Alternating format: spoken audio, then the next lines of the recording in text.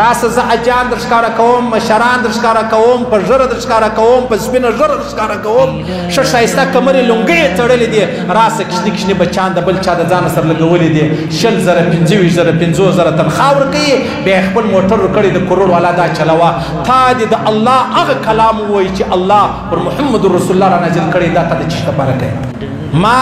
دا وصیت دی چې تاسو خپلو کورو لره کم قاریان راځي قاریان کم د ټیوشن استادان دا بند کړي خدای دې کس ستا په لور قرآن زده کوي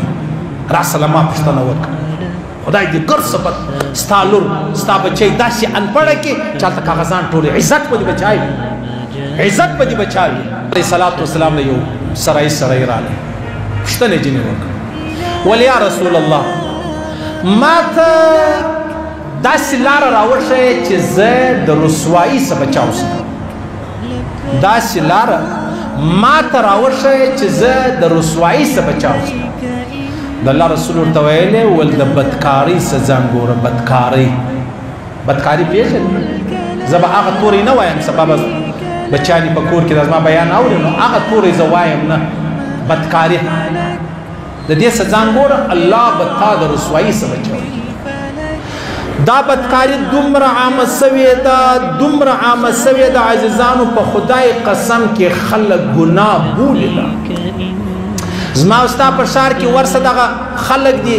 کمرې نیولې دي مکانونه نیولې دي کورونه نیولې دي بس بیا دی راسي په میاشتو په هفته کې 2 شپې کوي بیا بغیر د بدکارۍ نه شپه تېروي نه ورځ تېروي دا زما او ستا په دا ښار کې در ښیمه په خدای دې مې قسم وي په خدای دې مې قسم وي چې ور دې ولمه داسې به در لاس ونیسي چې دا سړی دی ماښام دې څه کول وړمه شپه دې څه کول هغه بله شپه دې څه کول زه به تاسو ته عجبه ناولده وکړم بده خبره ده ډېره بده خبره ده زما خبره چې هر سړی واوري ډېره بده خبره ده خو صرف زه تا په دې خبره خبروم ما لره یو ځوان راغی په دا اوس تېره هفته کې چې راغلی په ژره ځوان ویلی ول مولوي صاحب ما خپله مور د یو چا سره پر بدکاري لیدلې زه څه چم وکړم ما خپله مور ما ته لار راوښیه لار دا موبایل چې ما تا ته راکړی دی دا یې د دې دپاره نه دی راکړی دا اوس صرف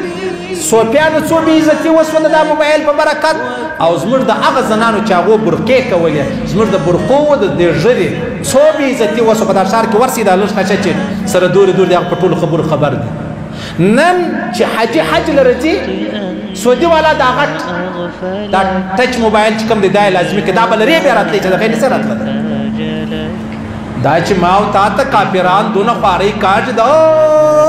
غرب په لمن کې په څوکه کې تنبه لګولې ده دا یې د دې لګولې ده ورسې زموږ تی ساراو لره ورسې وړه نسته غوړې نسته ډوډۍ نسته اوبه نسته بجلي نسته ګیس نسته نیټ شته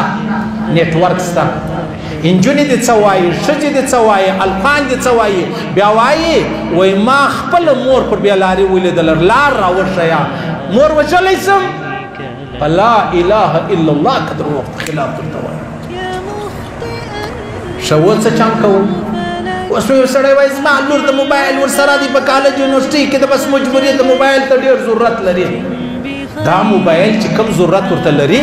بس بیا نو پوښتنه وکړه چې ضرورت یې در کومه ځای یې پوره سوی دی الله رسول فرمایي عن قریب زما په امت کې بدکارۍ عامې سي عن قریب زما په امت کې بدکارۍ عامې سي د الله رسول فرمایي چې کله زما په امت کې بدکارۍ عامې سوې د دې به قیدیان ډېر سي قیدیان او چې کله د لوط علیه السلام د قوم چمونه عام سو د لوط علیه السلام د قوم خبرې به در معلومې چې دا عامې سوې بیا الله زما د امت څخه لاس واخیستی الله فرمایي چې په کومه شله کې هلاکېږي په کوم وادي کې هلاکېږي په کوم د غره په لمن کې هلاکېږي هلاک سي تی پوهېږي کار نه پوهېږي دا الله رسول فرمایي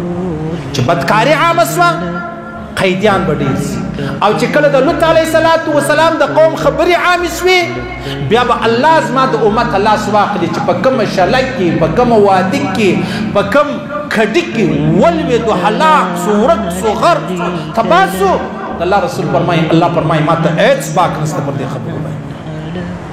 عن قریب به د الله رسول فرمایي مدارج نبوه والا حدیثه نقل کړی دي څه الکوان به پر روډ ناست دي په دې الکوانو کې به یو هلک زنانه تېرېږي زنانې لره به لاس ورولي بیا د بې ډېره معاف نو بیا به په دا ناستو الکوانو کې یو ورته وایي ظالمه کم سې کم د دیواله په هاخوا خو دې دا کار کړی تا دې څنګه کار وکړ تا دې څه وکړو هسې د خلکو پر مخ د الله رسول فرمایي دا کم سړی چې دا خبره ورته کوي چې ظالمه کم سې کم د دیواله په هاخوا خو دا کار کړی وای دا په دغه زمانه کې زما د 50 صحابو مرتبه او درجه الله ورکوي زما هغه 50 صحابه چې زه لیدلی یم ایمان یې راباندې راوړی دی پر د هغه ایمان بېرته مړه سوي دی دومره لویه درجه به الله په دغه وخت کې و دغه سړي ته ورکړي چې دی ورته وایي ظالمه کم سې کم د دیواله په هاخوا خو دا کار کړی امر بالمعروف دا معنا دعوت و تبلیغ والا دا معنا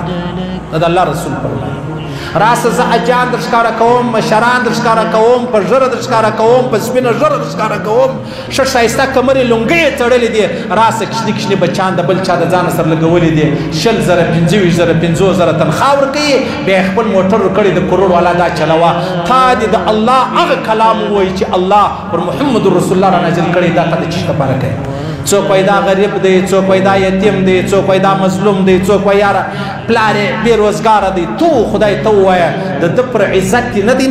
د ده عزت دې نه دی نیلام کړی تو خدای د ده ویډیو دې نه دی جوړه کړې تو خدای دا ته چې د ځان سره یو ځای ګرځې دا په کم نیت کوې ظالمه الله ما به دوکه کې معاشره به دوکه کې علاقه به دوکه کې الله خو نسې دوکه کولی د الله رسول یو وفد راغی چې راغلی په وفد کې وفد عبدقیس چې راغلی په دې کې یو داسې کوچنی بچی و چې هغه ژره مره نه وه راغلی عجبه خبره ده د الله رسول دغه بچی راواخیستې دا یې د ځانه سره شاته کښېنوه د الله رسول دا بچی شاته کښېنول شاته کښېنول چې موږ دې نه وینو محمد رسول الله صلی الله علیه وسلم څوک خطاباسي او څنګه خطاباسي پر چشه خطاباسي الله چې در ډبرو لاندې کړي یو زلزلې را باندې کوي قحطالۍ را باندې راولي دا سره بادونه را باندې راولي په جون جولای کې واورې وري دغه دوړې چې دوړېږي دا د دوړو د ګرزو د غبار بارانونه دا دغه وجه ده عزیزانو نورې وجه نسته د الله رسول فرمایي دا د لوط علیه السلام د قوم چم نه دي دا درې رقمه ده یو په سترګو ورته کتل دي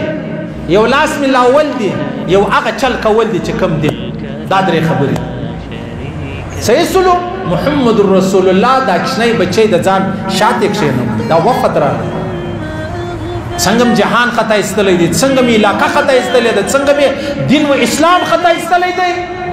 په مسجد مې دوکه کوې په تبلیغ مې دوکه کوې په جهاد مې دوکه کوې په ملایي مې دوکه کوې په حج مې دوکه کوې او ستا مقصد نور دی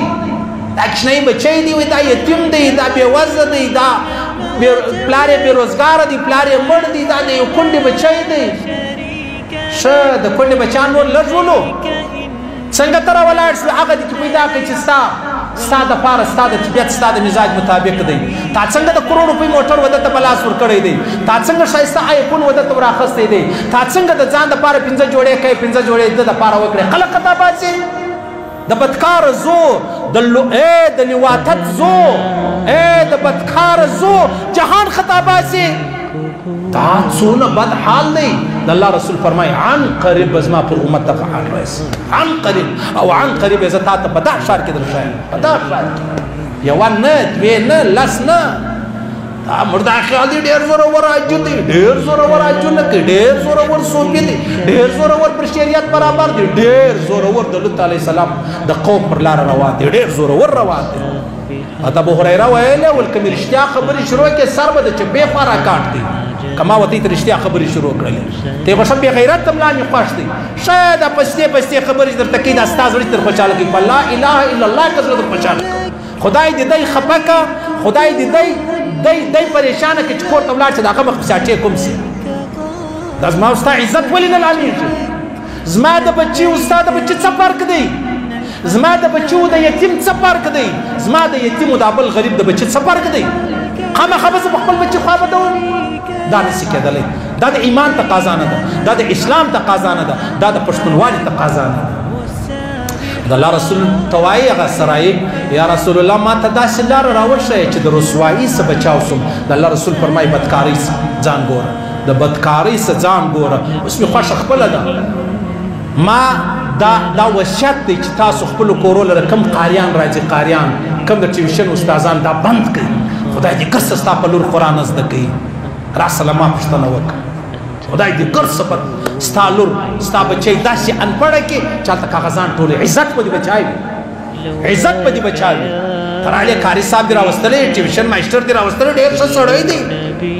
ولګوه مخامخ کیمرې ورته ولګوه، 24 ګنټې به ورته ګوري کې که یې نه پرېږدې. که ماسټر دی، که ملا دی، که اغا دی، که پیر دی، هر سړی چې دی خبرې مبرې نه چلېږي. دا وکئ که نه دا سلسله پرېږدئ. ګرڅه دي خدای قرآن شریف زموږ نجونې زده کړي. الحمدلله قل ولا زده ده چې ما زمونځ پکې صحیح کېږي. صحیح سلو دا خبرې په یاد لرئ.